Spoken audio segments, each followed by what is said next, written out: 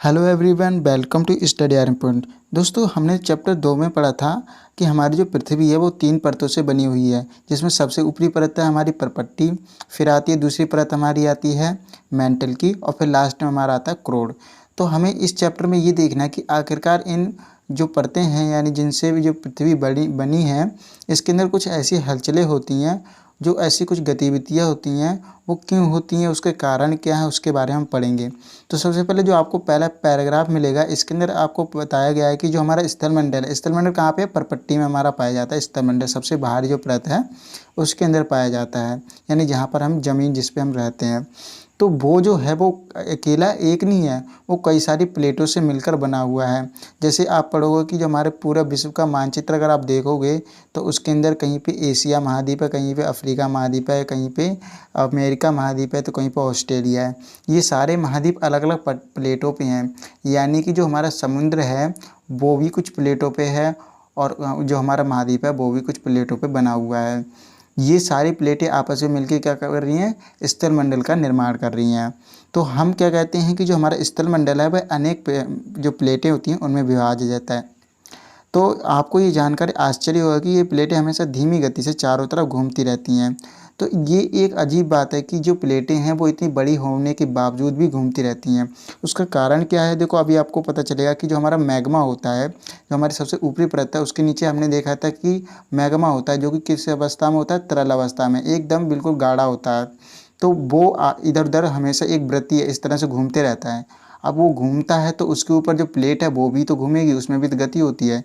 तो यही हम इस पैराग्राफ में पढ़ेंगे कि स्थलमंडल अनेक प्लेटों में विभाजित है, जिन्हें स्थलमंडलीय प्लेटें कहते हैं।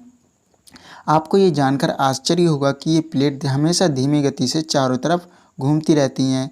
प्रत्येक वर्ष यानी कि हर साल कुछ मिलीमीटर की लगभग। तो यहाँ पर क्या कह रहा है? कुछ 1 सेंटीमीटर में 10 मिलीमीटर होते हैं ना, तो कह रहा है कि कुछ मिलीमीटर यानी 1 सेंटीमीटर के करीब लगभग ये प्लेटें हमेशा हर साल एक जगह से दूसरी जगह खिसक जाती हैं। तो पृथ्वी के अंदर पिघले हुए मैग्मा में होने वाली गति के कारण ऐसा होता है। तो अभी हमने क्या देखा कि जो हमारा मैग्मा होता है, जब उसमें इस तरह से ये गलती करता है मैग्मा इस तरह से, अब इसके ऊपर जो प्लेट है बिल्कुल रखी हुई है, उसमें भी धीरे धीरे गति होती है, जो करीब 1 साल में वो कुछ मिलीमीटर तक इधर से उधर खिसक जाती है। तो इसकी वजह से क्या होता है? हमारे ऊपर जो हमारी यहाँ प्लेटों में हमारे जो घर बने हुए हैं, कभी कभार आपने देखा हो कि भूकंप की वजह से वो गिर जाते हैं, क्योंकि नीचे जब इतनी बड़ी प्लेट में गति हो रही है तो ऊपर छोटी छोटी चीज़ें तो गिरेंगी। तो यही होता है हमारी पृथ्वी की गति के कारण। तो पृथ्वी के अंदर पिघला हुआ मैग्मा एक वृत्तीय रूप में घूमता है, जैसा कि क्रियाकलाप में दिखाया गया है। तो यहाँ पर देखो क्या बताया गया है कि एक आपको बर्नर लेना है। बर्नर क्या होता है? जो नीचे जलाते हैं। उसके ऊपर आपको ट्राइपॉड रखना है, जो तिपाई होती है, उस तिपाई पे एक आपको जो कांच का हमारा बीकर होता है वो रख देंगे, और उसमें पानी डाल देंगे। उसके अंदर आपको एक बॉल लेनी है कागज़ की, और उसको आप जब जलाओगे, यहाँ से जलाओगे, तो ये जो बॉल होगी, जैसे ही पानी गर्म होगा तो जो गर्म पानी होगा वो ऊपर भागेगा, और जो ऊपर का ठंडा पानी होगा वो नीचे आएगा। तो इस तरह से क्या होगा? ये ऊपर जा रहा है पानी, और इधर से नीचे आ रहा है। तो यहाँ से क्या होगा? एक सर्कल बनने लग जाएगा, और जो बीच में बॉल होगी वो आपस में घूमने लग जाएगी। तो यही मैग्मा की गति को दिखाएगा यहाँ पर। और यही जब होता है ऐसा, इस तरह से जब हमारा मैग्मा घूमता है तो उसके ऊपर की जो प्लेट होती है वो भी इधर से उधर गति करती है। जैसे इमेजिन करो, ये एक मैग्मा यहाँ पर है और यहाँ पर है, और इस तरह से अगर ये घूम रहा है तो यहाँ पर अगर प्लेट है तो वो आगे खिसकेगी, या तो इधर भागेगी या इधर भागेगी। तो यही कारण होता है, हमारी जो प्लेटें होती हैं वो घूमती हैं, और पृथ्वी पर कभी भूकंप आ जाता है, कभी भूस्खलन होता है, और कभी यहाँ पर ज्वालामुखी विस्फोट होता है। तो ये सारे के कारण किसकी वजह से होते हैं? जो मैग्मा होता है उसमें गति की वजह से, और उसकी वजह से जो हमारे प्लेटों में गति होती है उसकी वजह से। तो हमारा स्थलमंडल है अनेक प्लेटों से बना हुआ है, ये आपको याद रखना है। और इसी कारण क्या होता है कि भूकंप वगैरह आते हैं। अभी हम इसके बारे में पढ़ेंगे। तो प्लेट की इस गति के कारण पृथ्वी की सतह पर परिवर्तन होता है। सतह का परिवर्तन का मतलब होता है कि आपने देखा होगा कहीं पर क्या होता है, बहुत ज़्यादा पर्वत होते हैं, बहुत ही ज़्यादा पर्वत होते हैं, लेकिन कहीं पे क्या होता है, एकदम से खाई होती है, और कहीं पे एकदम सलतम मैदान होता है। तो हमारी जो सतह है वो बहुत ज़्यादा अस्थिर रहती है, यानी कि कहीं पे किसी तरह की स्थलाकृतियाँ हैं, कहीं पे किसी तरह की स्थलाकृतियाँ हैं। तो ये बनती किस वजह से हैं? ये प्लेट की गति की वजह से ही बनती हैं। तो पृथ्वी की गति को उन बलों के आधार पर विभाजित किया जाता है जिनके कारण ये गतियाँ उत्पन्न होती हैं। तो देखो, ये सारी गतियाँ होती हैं 2 बलों के कारण। एक होता है आंतरिक बल, और एक होता है बहिर्जनित बल, यानी आंतरिक बल। वह बल जो पृथ्वी के आंतरिक भाग में घटित होता है, यानी कि एक ऐसा बल जो पृथ्वी के अंदर उत्पन्न होता है, उसकी वजह से जो गतियाँ होती हैं हम उसको वो गतियाँ अलग होती हैं जो कि आंतरिक जनित बल के कारण होती हैं। ऐसा बल जो पृथ्वी के अंदर घटित हो रहा है, लेकिन जो पृथ्वी के बाहर घटित होता है उसे कहते हैं बहिर्जनित बल, यानी एक्सोजेनिक इसको इंग्लिश में कहेंगे और एंडोजेनिक इसको भी इंग्लिश में कहेंगे। तो आपको याद रखना है कि हमारे जो मुख्य जो हमारे बल होते हैं वो कौन कौन से होते हैं, अंतर्जनित और बहिर्जनित बल। अंतर्जनित कौन से होते हैं, जो पृथ्वी के अंदर घटित होते हैं, और बहिर्जनित जो पृथ्वी के बाहर उत्पन्न होते हैं। ठीक है, तो अंतर्जनित बल कभी कभी आकस्मिक का मतलब होता है अचानक गति उत्पन्न करते हैं, यानी वो अचानक ही एकदम से हिलने लगते हैं, अचानक उनमें गति होने लगती है। कभी धीमी गति, तो आपने देखा होगा जो भूकंप होता है वो अचानक ही आता है, उसका अंदाज़ा हम लगा नहीं सकते क्योंकि वो अंतर्जनित बल के कारण हो रहा है। यानी अंदरूनी जो पृथ्वी के अंदर जो कुछ बदलाव हो रहे हैं, कुछ गतियाँ हो रही हैं, उसकी वजह से हमारा भूकंप आ रहा है। और कभी कभार देखोगे क्या कि अचानक ही कोई ज्वालामुखी सालों से एकदम शांत रहता है और अचानक उसमें विस्फोट हो जाता है, तो ये भी आंतरिक गतियों के कारण होता है। ऐसा क्यों होता है ज्वालामुखी विस्फोट, क्योंकि हमारा जो अंदर मैग्मा था वो अचानक उसके लिए जगह नहीं रहती निकलने के लिए, वो बहुत ज़्यादा बन जाता है, या फिर बहुत ज़्यादा गति के कारण आपस में इस तरह से घूमते घूमते उसको जगह नहीं मिलती आगे जाने की, तो ऊपर की तरफ भागता है, ऊपर जगह नहीं मिलती तो यहाँ से ज्वालामुखी की तरह फट जाता है वो। तो यहाँ पर दो गतियाँ बताई गई हैं, भूकंप और ज्वालामुखी। ये आकस्मिक गति के कारण पृथ्वी की सतह पर अत्यधिक हानि होती है इनकी वजह से। तो आपने देखा हो जो हमारा भूकंप होता है जब आता है तो बहुत ज़्यादा हानि पहुंचाता है। तो यहाँ पर देखो चित्र के माध्यम से दिखा रखा है कि हमारा ये क्या है, पृथ्वी का केंद्र है। यहाँ पर ये क्या है, हमारे जो क्या होते हैं ये मैग्मा है, और मैग्मा के ऊपर ये प्लेटें रख लो। तो जब ये मैग्मा गति करेगा, इस तरह से जब मैग्मा गति करेगा तो इसके ऊपर प्लेट भी गति करेगी। तो यही बार बार आपको दिखाया गया है। अब यहाँ पर आपको देखो कि बहुत ही अच्छी तरीके से ये जो डायग्राम है वो बनाया गया, जिसके अंदर पृथ्वी गतियाँ बताई रखी हैं। इसके अंदर बताया गया है कि जो पहली हमारे है वो अंतर्जनित बल होता है, यानी आंतरिक भाग में जो उत्पन्न होता है, और एक बहिर्जनित बल जो बाहर उत्पन्न होता है। तो इस तरह के जो दो बल हैं वो दिखाए गए हैं। तो आंतर्जनित बल होता है वो होता है कौन सा, आकस्मिक बल होता है। उस आकस्मिक बल में कौन कौन से आते हैं, हमारे भूकंप आता है, ज्वालामुखी आता है। भूकंप तो आप जानते हो कि अचानक भूमि हिलने लग जाती है। ज्वालामुखी का मतलब होता है ज्वालामुखी फट जाना, उसके अंदर से एकदम से लावा निकलना। भूस्खलन का मतलब होता है जब भूमि होती है अचानक धंस जाती है नीचे। कभी पहाड़ों से आपने देखा होगा कि बहुत ज़्यादा मिट्टी गिरने लगती है, पहाड़ खिसकने लगते हैं, तो ये भूस्खलन कहते हैं। इसी तरह से होता है पटल विरूपण। पटल विरूपण का मतलब होता है कि अचानक कहीं पे एकदम ज़मीन थी और धंस गई नीचे, तो उसका रूप बदल गया ना, तो इसी को कहते हैं पटल विरूपण होना। ठीक है, तो इसी तरह से हमारा जो बहिर्जनित बल होता है, यानी जो बाहरी कारकों की वजह से कुछ गतियाँ बाहर उत्पन्न होती हैं, उनकी वजह से जो बदलाव आते हैं, जो हमारा पर्यावरण है उसके अंदर कुछ ऐसे दृश्य बदल जाते हैं जो बहिर्जनित बलों के कारण होते हैं। जैसे ये इसमें मुख्य भूमिका जो होती है अपर्दन और निक्षेपण की होती है। अभी हम पढ़ेंगे कि अपर्दन और निक्षेपण होता क्या क्या है। तो देखो ये होता है कि नदी की वजह से, ये होता है पवन की वजह से, समुद्र की तरंगों की वजह से, और हिमनद की वजह से। एक एक करके हम इनके बारे में पढ़ेंगे। आखिरकार जल की वजह से कैसे ये जो बहिर्जनित जल है, जो बहता हुआ जल होता है वो एक बहिर्जनित यानी बाहरी बल होता है।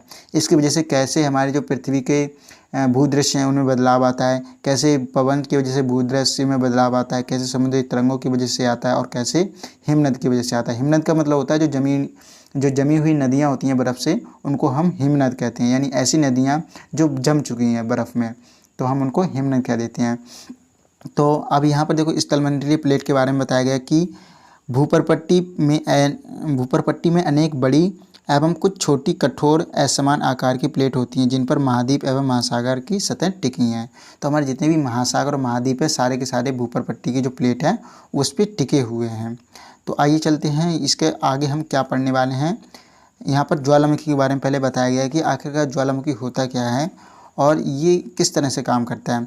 तो देखो ज्वालामुखी भूपृष्ठ पर खुला एक ऐसा छिद्र है, छिद्र का मतलब होता है छेद। तो यहाँ पर देखो ये छेद है ना, जो कि हमारे भूपरपट्टी पे यानी कि जो सबसे ऊपरी परत है तो वहाँ पर होता है, जिससे पिघले हुए पदार्थ अचानक निकलते हैं। तो यहाँ से देखो ये है हमारा मैग्मा, ये पृथ्वी के अंदर होता है। तो ये अचानक ही इसमें विस्फोट हो जाता है। तो एक तो ये सीधा जाता है और कभी इधर उधर से भी ये बहने लगता है जब इसको जगह ना आके निकलने के लिए नहीं मिलती है। तो ये अचानक होने वाला एक आंतर्जनित बल है। अब इसके बाद आता है कि इसी प्रकार स्थलमंडलीय प्लेटों की गति के कारण पृथ्वी की सतह पर कंपन होता है। तो जब ऐसा होता है कि अचानक ही किसी एरिया में ज्वालामुखी विस्फोट हुआ, तो आसपास का जो एरिया होगा वहाँ पर पृथ्वी की जो सतह होगी वहाँ पर कंपन होगा और घर हिलने लगते हैं।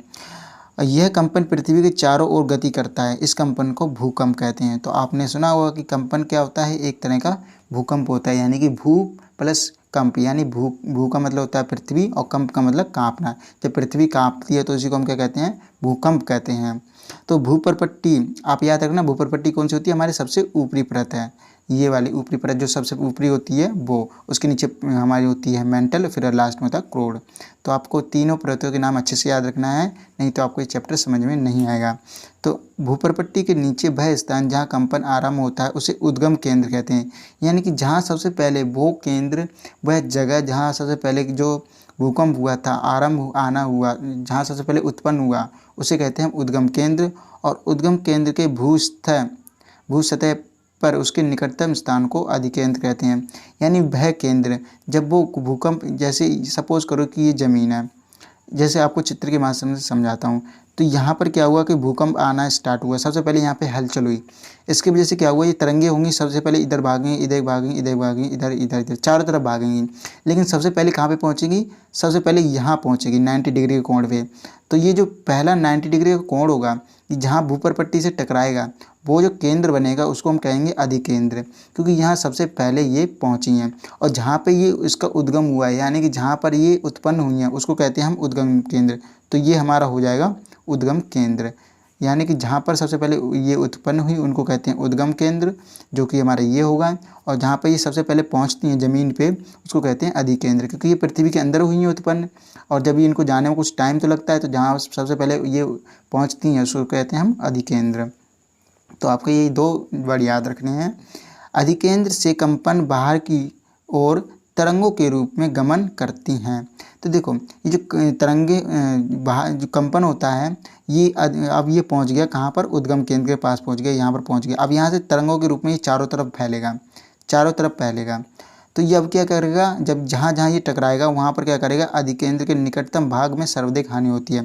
तो अगर ये अधिकेंद्र सबसे ज़्यादा हानि यहाँ पर होगी, फिर उससे कम यहाँ पर, उससे कम यहाँ पर, उससे कम यहाँ पर, तो आसपास के एरिया में काफ़ी ज़्यादा हानि होने वाली है जो हमारे अधिकेंद्र है उसके आसपास।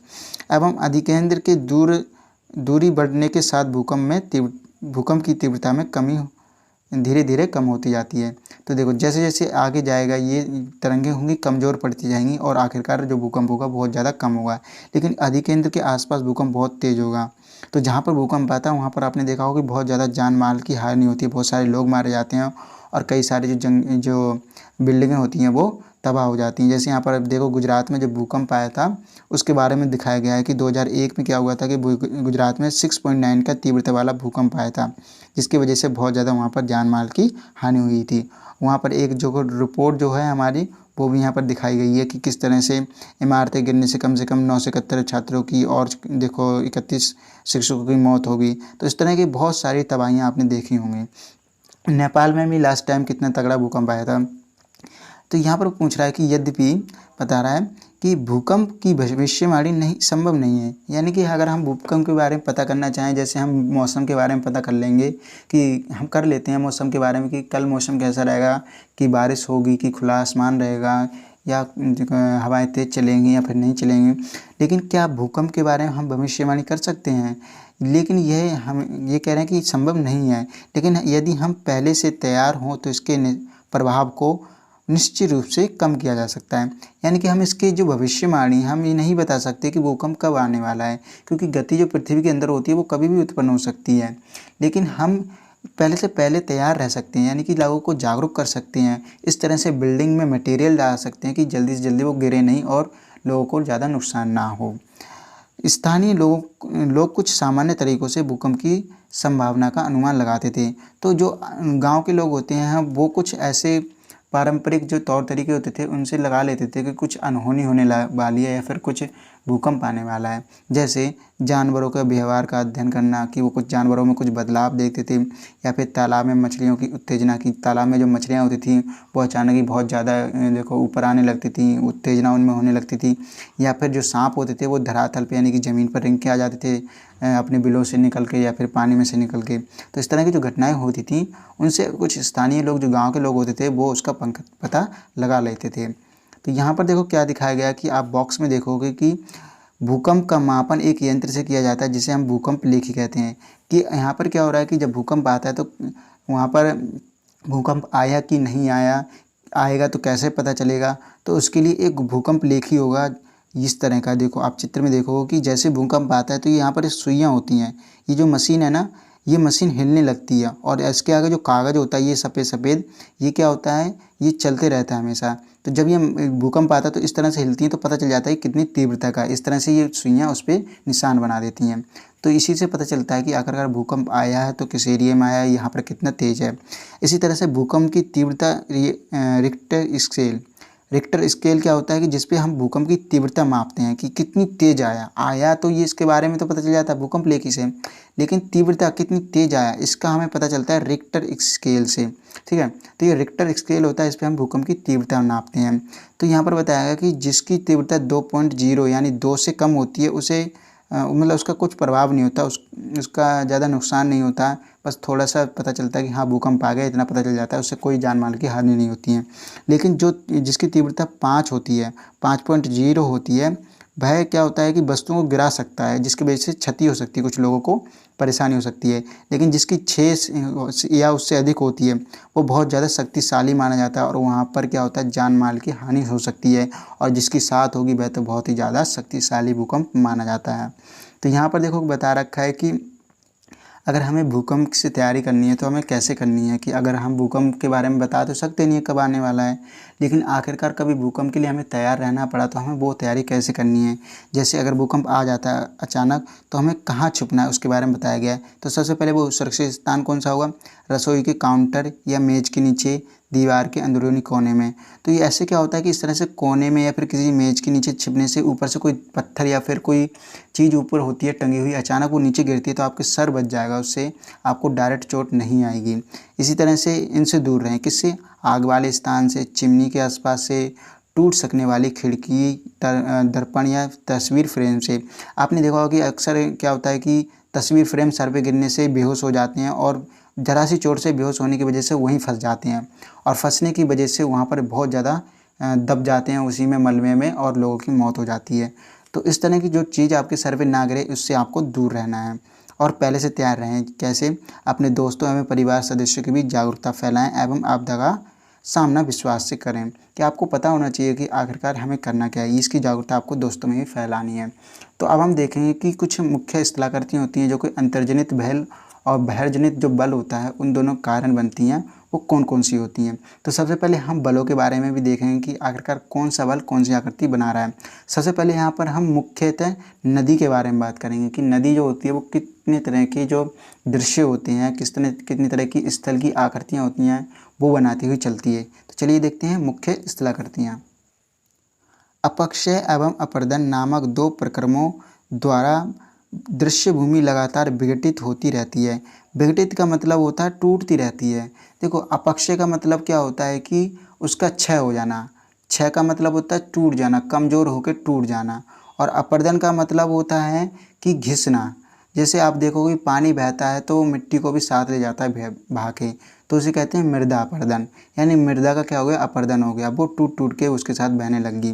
तो ये 2 ऐसी जो कारक हैं जिनके द्वारा जो हमारी दृश्य भूमि होती है, जिसको हम देखते हैं भूमि को, उसमें बदलाव होते रहता है। तो पृथ्वी की सतह पर शैल के टूटने को अपक्षय की क्रिया, अपक्षय से टूटने से अपक्षय क्रिया होती है।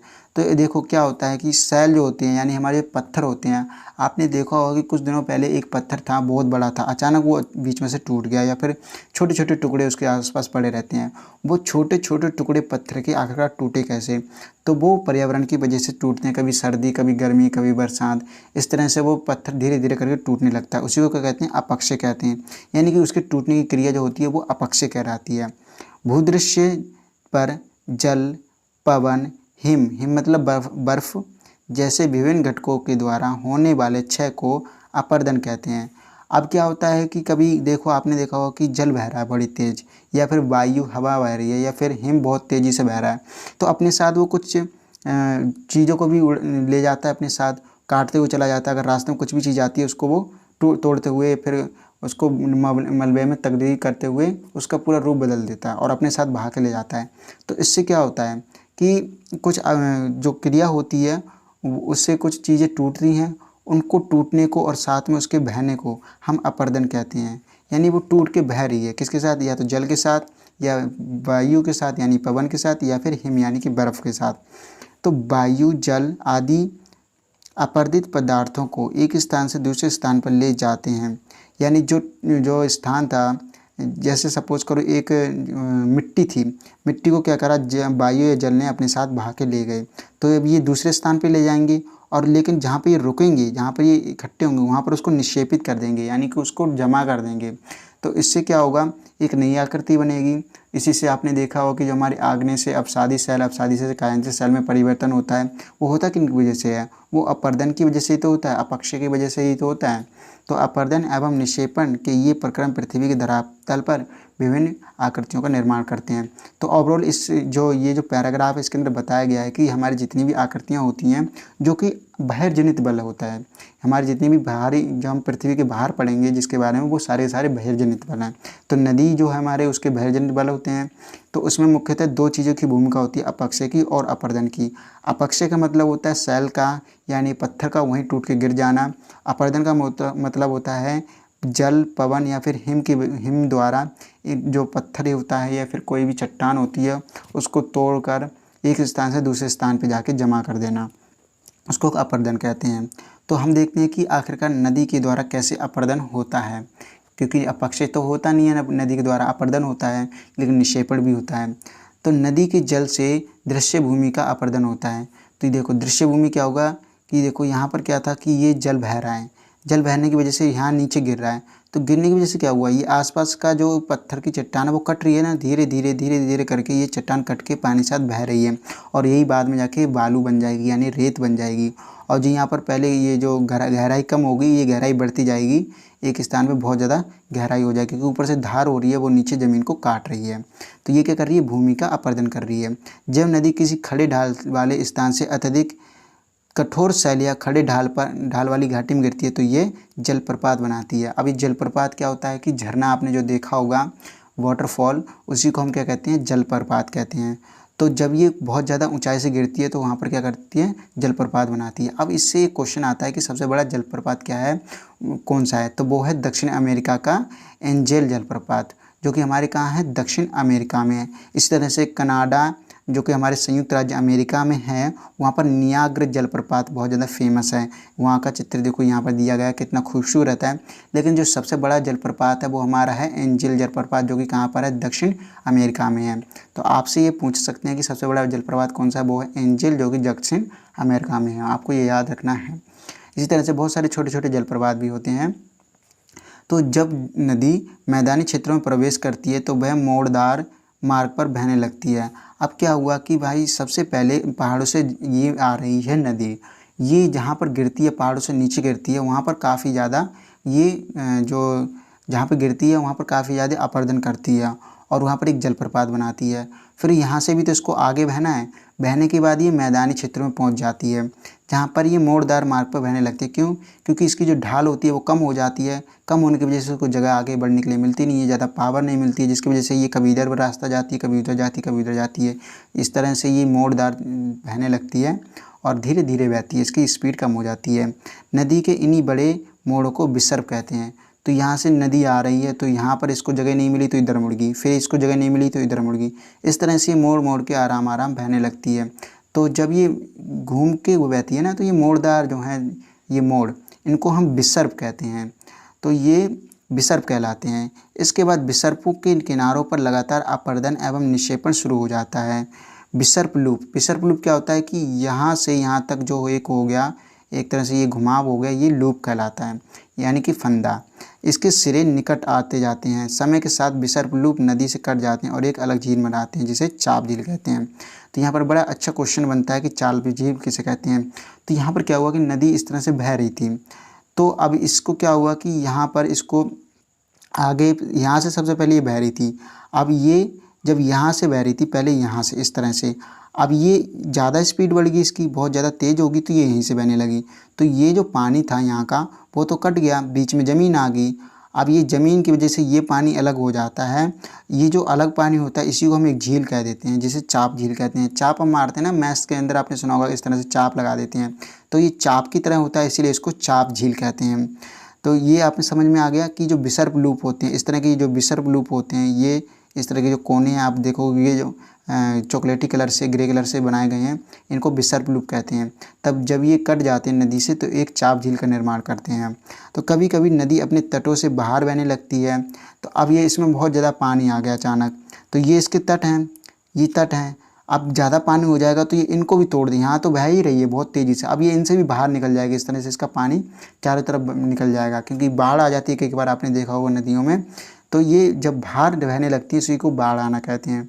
तो कभी कभी नदी अपने तटों से बाहर बहने लगती है, फलस्वरूप निकटवर्ती क्षेत्रों में बाढ़ आ जाती है। तो अब बाढ़ आ गई तो क्या होगा, बाढ़ के कारण नदी के तटों के निकटवर्ती क्षेत्रों में महीन मिट्टी एवं अन्य पदार्थों का निक्षेपण होता है।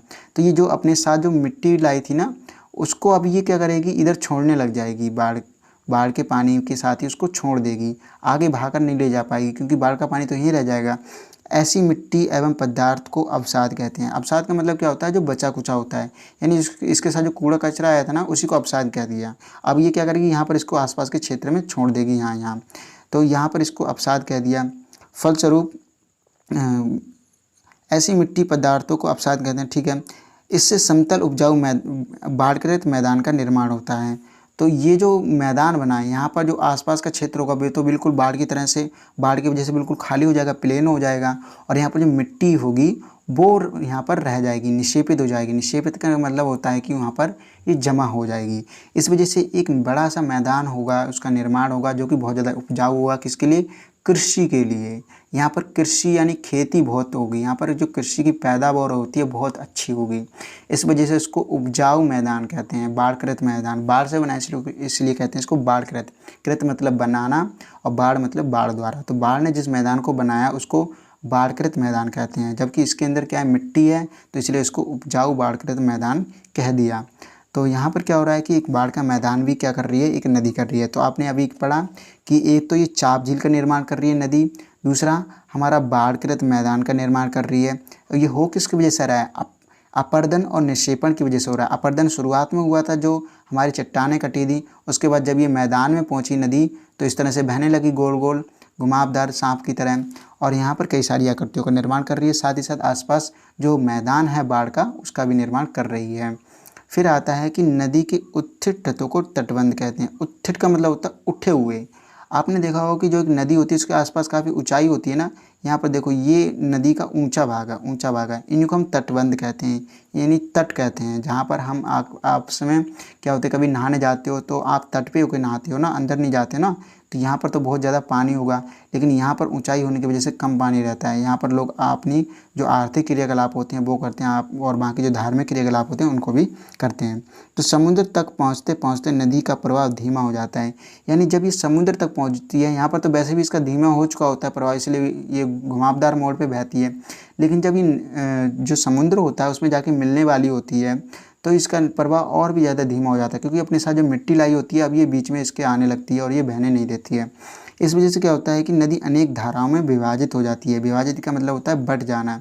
तो यहाँ पर देखो नदी आ रही थी यहाँ से, अब जब ये बहुत ज़्यादा धीमी होगी तो कुछ पानी इधर जाने लग गया, कुछ इधर जाने लग गया, कुछ इधर, ये क्या होंगी, आपस में बट गई। इन्हीं को हम कहते हैं वितरिका।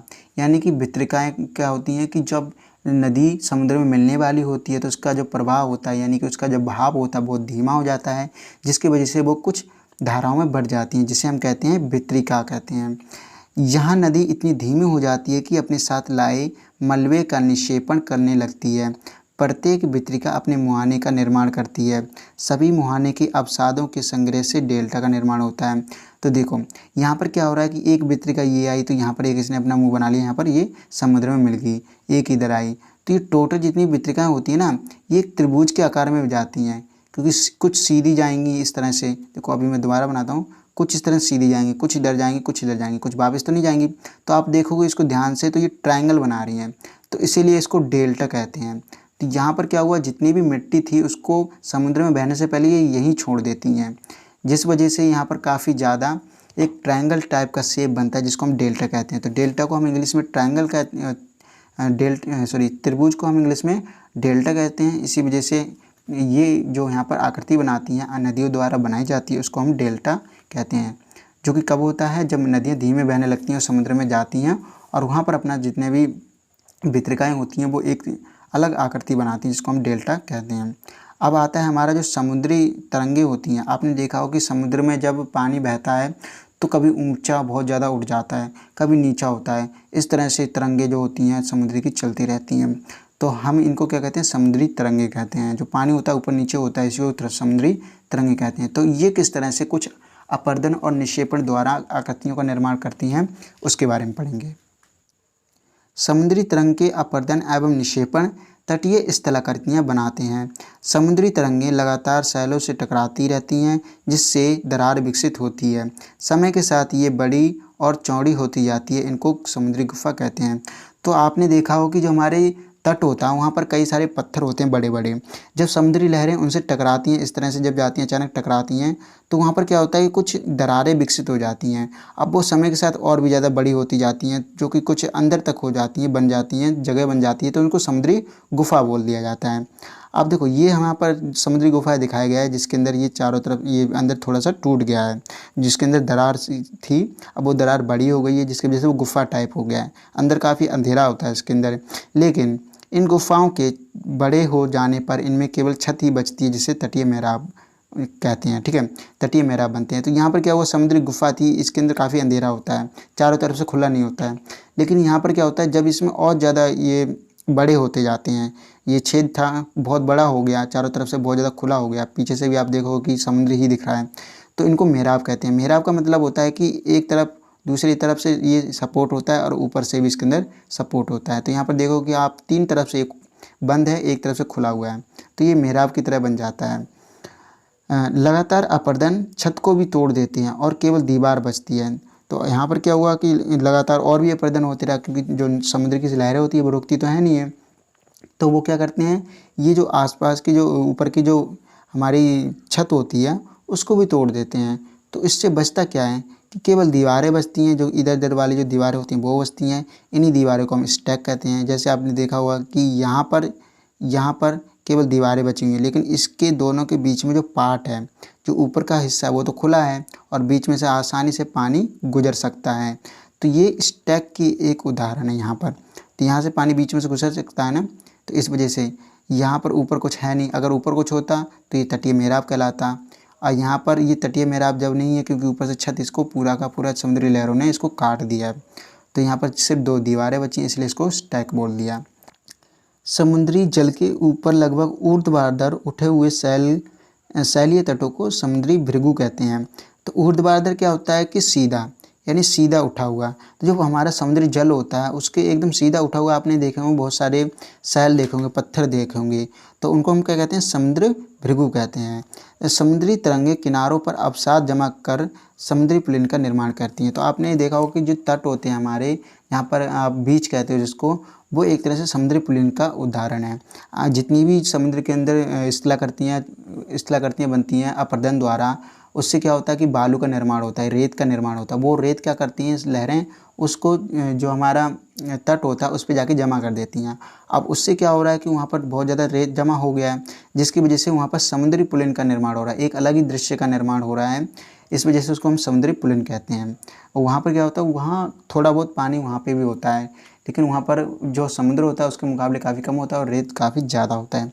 अब हम देखते हैं जो हमारे समुद्र है उसके बाद हिम नद है, यानी हिम जो बर्फ़ से जमी हुई नदी होती है, उसके कार्य क्या होते हैं और उनकी वजह से कौन कौन सी स्थल आकृतियाँ बनती हैं। हिमनद अथवा हिमानी बर्फ़ की नदियाँ होती हैं।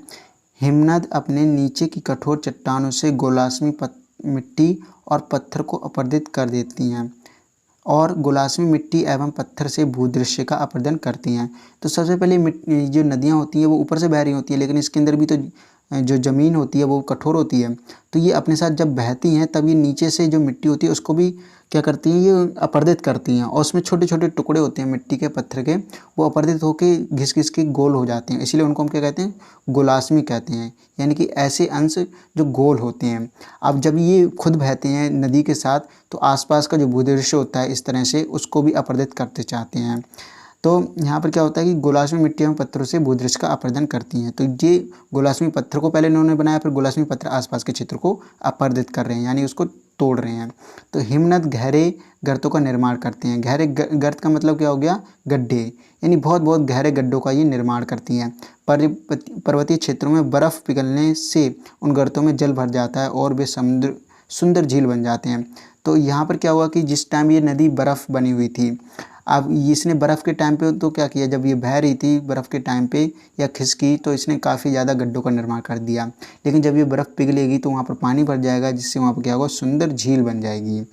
हिमनद के द्वारा लाए गए पदार्थ जैसे छोटे बड़े सैल का मतलब होता है पत्थर, और रेत एवं तलछट मिट्टी निक्षेपण होते हैं। ये निक्षेपण हिमनद हिमोड़ का निर्माण करते हैं।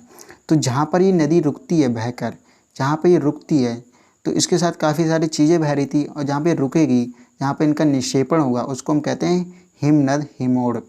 ठीक है, तो हिमोड़ का मतलब क्या होता है कि जो बड़े बड़े गोलाश्मी पत्थर होते हैं, फिर रेत होता है, जो भी कुछ इसके साथ कूड़ा कचरा डाला था उसको हिमोड़ कह देते हैं।